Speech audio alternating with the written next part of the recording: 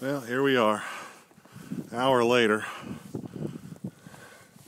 It's dusted back over again, but you can see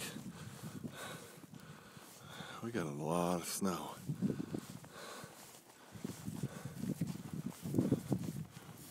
I don't know how much you can see of this or can't see of it, but the piles just keep growing and growing and growing. That pile right there is a good 6 foot high. Along the driveway is almost 5 foot. Maybe 4 foot. Just talking with Luke, the neighbor, and although we were complaining about moving the snow, it sure does look pretty.